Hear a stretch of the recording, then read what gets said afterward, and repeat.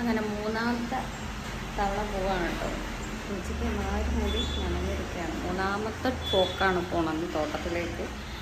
പ്രാർത്ഥിച്ചുകൊണ്ടാണ് പോണത്. എന്താവും എനിക്കറിയില്ല. ആകെ ടെൻഷനാവുകയാണ്. വലിയൊരു ഫണ്ട് അവിടെ കൊടുത്തിട്ട് അവരെ പ്രശ്നമല്ല, നമ്മൾ കളർ ചൂസ് ചെയ്തിട്ട് കളറിലേക്ക് അത് ആ ക്ലോത്തിലേക്ക് വരുന്ന സമയത്ത് അത് ലൈറ്റിലേക്കാണ് പോണത്. അങ്ങനെ ഞാനൊരു എന്താ പറയുക, ഒരു ക്ലോത്ത് അവിടെ ഒരു ഒരു ക്ലോത്ത് വെക്കുകയാണെങ്കിൽ കറക്റ്റ് എക്സാക്ട് കളറിലേക്ക് അവർ ചെയ്തു തരും അങ്ങനെ പറഞ്ഞിട്ടുണ്ട്. പക്ഷെ എനിക്ക് ആ ക്ലോത്ത് അവർ ഭയങ്കര എന്താ പറയുക, ഭയങ്കരമായിട്ട് ഒരു ഇമ്പ്രഷൻ തന്നിരുന്നു. പക്ഷെ അത് ഡൈയിങ്ങിലേക്ക് വന്ന സമയത്ത് വലിയൊരു എന്താ പറയുക പെർഫോമൻസ് ഉള്ള പോലെ എനിക്ക് അങ്ങോട്ട് ഫീൽ ചെയ്യണില്ല. എന്തായാലും പോയി നോക്കട്ടെ. അല്ലെങ്കിൽ ഞാൻ അതിന് വേറൊരു മാർഗം മനസ്സിൽ വിചാരിച്ചിട്ടുണ്ട്. ഫുള്ള് പൊടിയിൽ തന്നെയാണ്.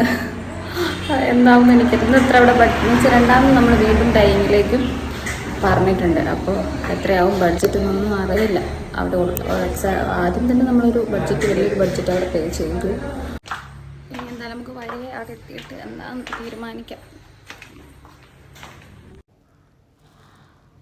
അങ്ങനെ രണ്ടാമത്തെ തവണയും പണിപ്പാളി ഗൈസ്. ക്ലോത്തിന് കുഴപ്പമൊന്നുണ്ടോ ഇല്ലയോ നമുക്കറിയില്ല. പക്ഷേ ക്ലോത്ത് ഇതുവരെ ഉണങ്ങിയിട്ടില്ല എന്ന് അവർ വിളിച്ചിട്ടാണ് ഞാൻ ചെന്നിട്ടുണ്ടായിരുന്നത്, റെഡിയായതും പറഞ്ഞിട്ട്. പക്ഷേ ക്ലോത്ത് ഉണങ്ങിയിട്ടില്ല എന്ന്. അങ്ങനെ വീണ്ടും തിരിച്ചു പോരേണ്ട വന്നു. അങ്ങനെ നമ്മൾ പോണത് മൂന്നാമത്തെ തവണയാണ്. ടോട്ടൽ 4 തവണയും നമ്മൾ ഫസ്റ്റ് ഒരു തവണ നമ്മൾ ക്ലോത്ത് കൊടുത്തു. ഇതിനിപ്പോൾ 4ാമത്തെ തവണയാണ് നമ്മളിത് കളക്ട് ചെയ്യാൻ പോകുന്നത്.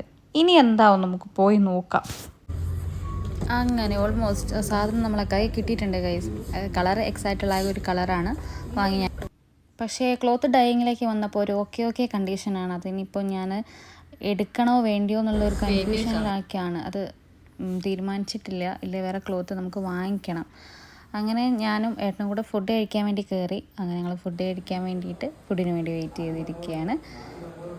4ാമത്തെ തവണ ആ ഒരു ക്ലോത്ത് കളക്ട് ചെയ്യാൻ പോകുന്ന ആ ഒരു സമയത്ത് നമുക്ക് വീഡിയോ ക്ലിപ്പ് ഒന്നും എടുക്കാൻ സാധിച്ചിട്ടുണ്ടായിരുന്നില്ല. കാരണം എന്താ വെച്ചാൽ ഫുള്ള് ടെൻഷനായിരുന്നു. എന്തായിട്ടുണ്ടാവും.